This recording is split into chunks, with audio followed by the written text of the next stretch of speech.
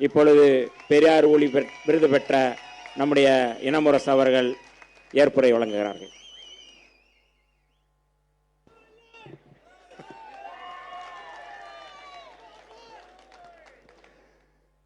தகுதியுரை படித்த தகுதிமிக்க தலைவர் எழுச்சி தமிழர்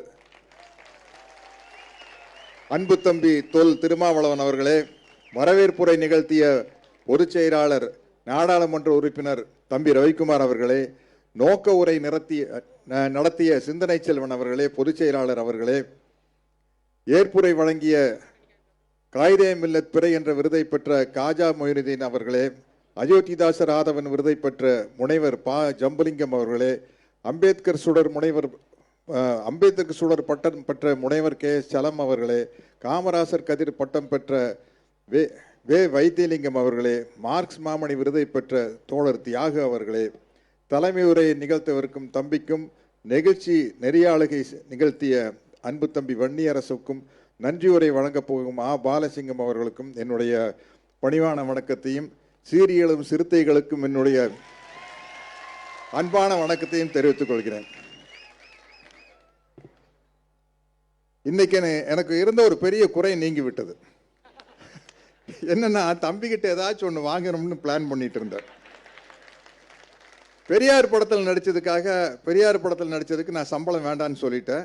அந்த படத்தினுடைய 100வது நாள் விழாவில் நான் ஊதியம் வாங்காமல் நடித்ததுக்காக தந்தை பெரியார் கிட்டத்தட்ட ஒரு 90 வருஷம் அணிஞ்சிருந்த இந்த மோதிரத்தை ஆசிரியர் வீரமணி அவர்கள் கலைஞர் கையால் கொடுத்து எனக்கு அனுப்பிச்சு விட சொன்னார்.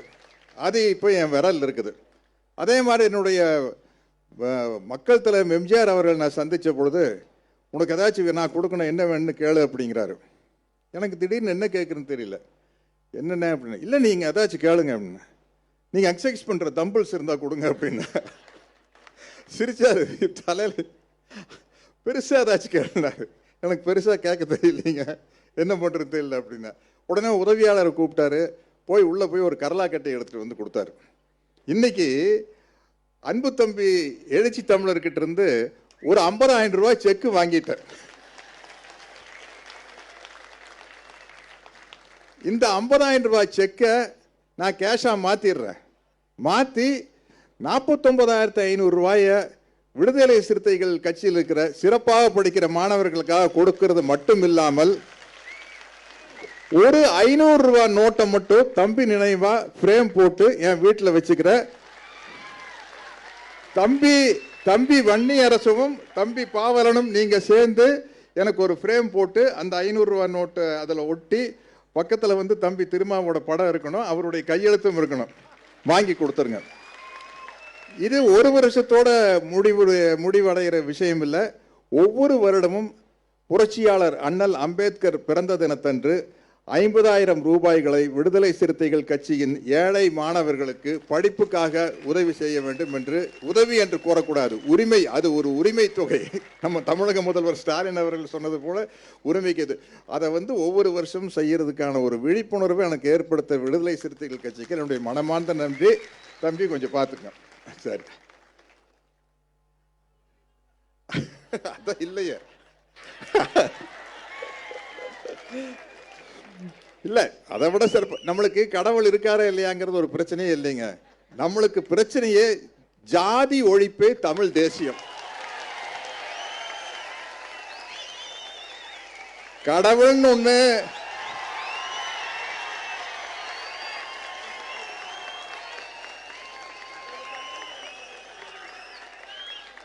ஜாதியை வச்சுட்டு தமிழ் தேசியம் எப்படி சாத்தியமாகும்? ஆணவ கொலை எப்படி நடக்குது? ஜப்பான்ல இருந்து வந்தா வெட்டுறான்? ஜப்பான்காரன் வெட்டுறானா? சைனாக்காரன் வெட்டுறானா? ஒரு தமிழன் தான் இன்னொரு தமிழனை வெட்டுறான். அப்ப ஜாதி ஒழியாம எப்படி தமிழ் தேசியம் மலரும்? அதனால ஜாதி ஒழிப்பே தமிழ் தேசியம், அதுதான் முக்கியமான கொள்கை. அதை வச்சுக்கிட்டு ஜாதியை வச்சுட்டு அடங்கு அப்படின்னா அடங்க மறுப்போம், அத்துமீறுவோம்.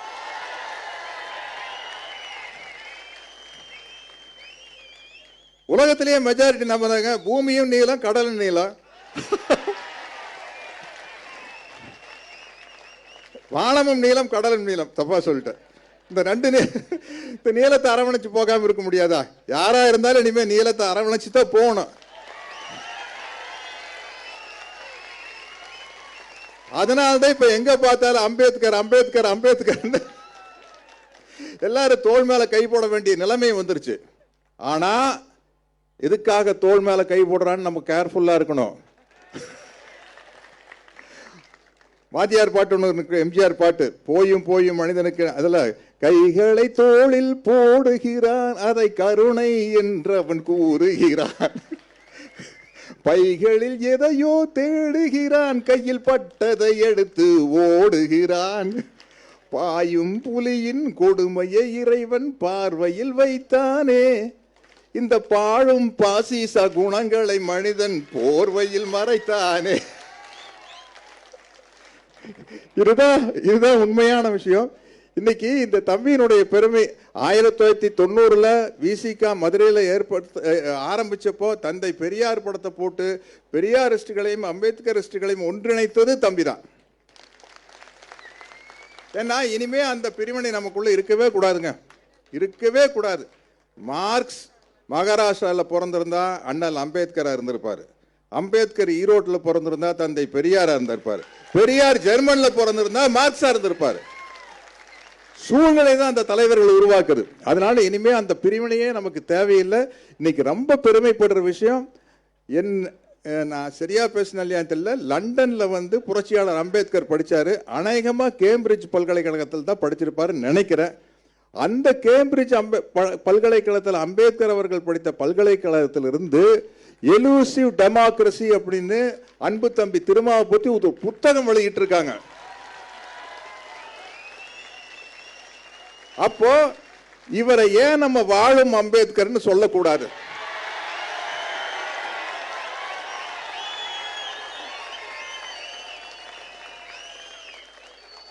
எனக்கு ஒவ்வொரு நிகழ்ச்சியிலையும் காவிரி நீர் பிரச்சனையா, கரெக்டா உத்வேகமா காவிரி நீர் பிரச்சனையை நல்லா எடுத்து பேசுங்க அண்ணன் அப்படின்னு மேடையில் இருக்கையிலேயே போன் வரும். யாரு? தம்பி பாவலன்.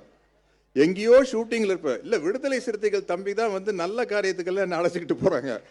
எங்கேயோ ஷூட்டிங்ல இருப்ப, வன்னி அரசுகிட்ட இருந்து போன் வரும், அண்ணே செங்கல்பட்டுல ஈழ விடுதலைக்கு ஆதரவா மாணவர்கள் உண்ணாவிரதம் இருக்கிறாங்க, கொஞ்சம் போயிட்டு வந்துடலாம் வாங்கன்னு தம்பி வன்னி அரசு தான் கூப்பிட்டு போவார். இப்படி என்னை வழிநடத்தும் ஆசிரியர்களாக தம்பி திருமாவளவன் மட்டும் இல்ல, விடுதலை சிறுத்தைகள் கட்சிகளின் ஒவ்வொரு தொண்டர்களும் இருக்கிறார்கள். அதனால இங்க இருக்கிற ஆயிரக்கணக்கான ஆசிரியர்களுக்கு என்னுடைய நன்றியை முதல்ல நான் தெரிவிச்சுக்கிறேன். எனக்கு மிகப்பெரிய பெருமைகளை தம்பி ஏற்படுத்தி கொடுத்திருக்காரு.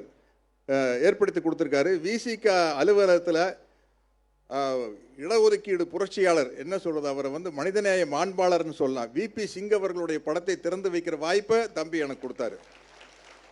அதே மாதிரி விடுதலை புலிகளின் தலைவர் மேதகு பிரபாகரன் அவர்களின் படத்தை திறந்து வைக்கும் ஒரு வாய்ப்பை தம்பி தான் எனக்கு கொடுத்தாரு. அதுவும் விசிகா அலுவலகத்தில் தான்.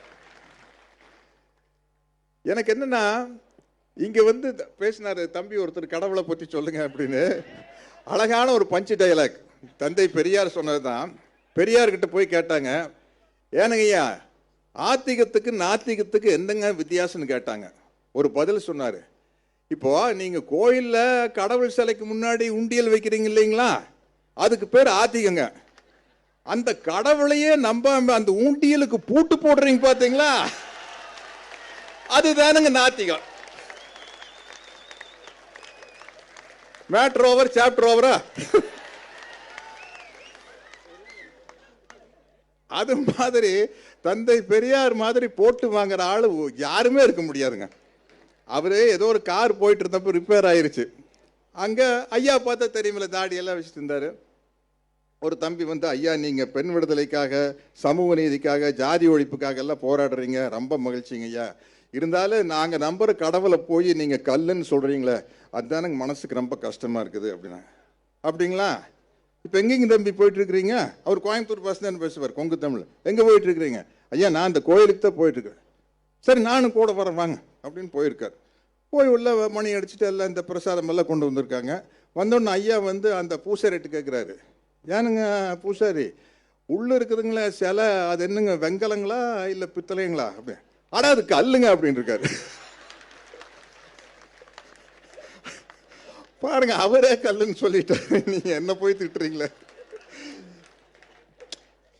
அவரை பொறுத்த வரைக்கும், ஐயாவை பொறுத்த வரைக்கும் இருக்கா இல்லையாங்கிறது பிரச்சனையே இல்லைங்க. ஜாதி ஒழியணும், ஜாதி ஒழியணும், அதுதான் அவருக்கு முக்கியம். அதற்கு தடையாக இருக்கும் கடவுள் என்ற கற்பனை கருத்தியலை மறுக்கிறார். ஏன்னா அது ஒரு ஒரு ஒரு ஆளா இருந்தா ஓப்பனா தெரிய எதிர்த்து போராடல. அது ஒரு உருவகப்படுத்தப்பட்ட ஒரு மாயையான கற்பனை, அவ்வளவுதான். அதனால இங்க அதை முதல்ல எடுத்தோம்னா தான் முடியும். இப்போ அதை வச்சு தானே எல்லா வித்தையும் காட்டிக்கிட்டு இருக்கிறாங்க. ஆனால் அந்த வித்தையை தமிழ்நாட்டுக்குள்ளே காட்ட முடியாது. நாங்கள் எல்லாம் பண்ணுவோம், கோயிலுக்கு போவோம், பிரசாதம் வாங்கி சாப்பிடுவோம். எனக்கு அவ்வளவு டேஸ்ட்டாக இருக்குது. உடுமலைப்பேட்டையில எங்கள் மச்சான் தான் அங்கே எல்லாம் கோயில் தர்மகர்த்தா வேணுமோ. அங்கே இந்த பொங்கல் கிங்கல் வடகடையெல்லாம் சூப்பராக இருக்கும். எல்லாம் வாங்கி சாப்பிட்டு வெளியே சாதி மறுப்பே தமிழ் தேசியம் பேசிட்டு வந்துடும். அதனால தயவு செய்து நீங்க எங்களை ஏமாத்துறதா நினைச்சிட்டு எங்ககிட்ட நீங்க ஏமாந்துடாதீங்க. அதுதான் பிரச்சனை. உங்களை பார்த்தா பாவமா இருக்குது. நீங்க என்ன நினைச்சிட்டு இருப்பீங்க, ஆஹா நம்ம ஒரு முருகனுக்காக ஏதோ ஒரு விழா நடத்தி இவங்களெல்லாம் ஏமாத்திட்டோம். ஐயா சாமி, எனக்கு கடவுள் நம்பிக்கை இல்லை. அப்படியே இருந்தாலும் கூட பார்த்தாலும் கூட முருகர் எங்காளு, அவர் அப்படியே சைலண்டா நின்று உனக்கு ஆப்பு வச்சிருவாரு.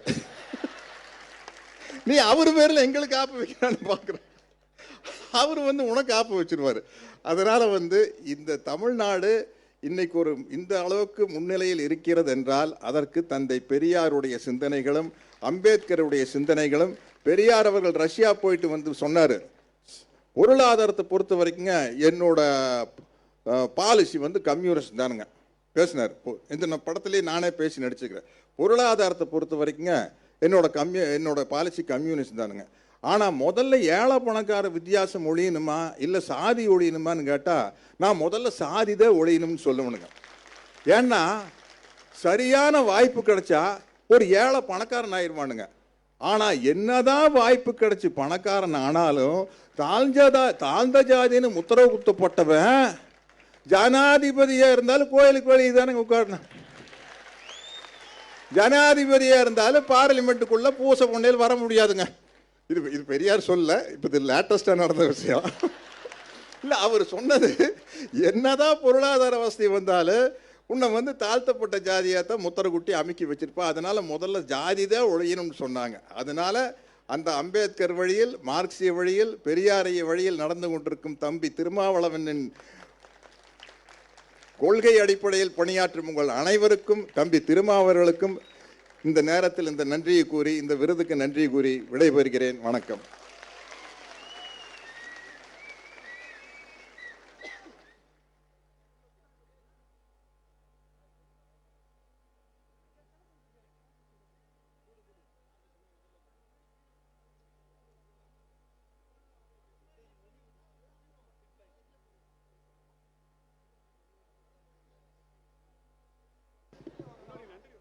நன்றி.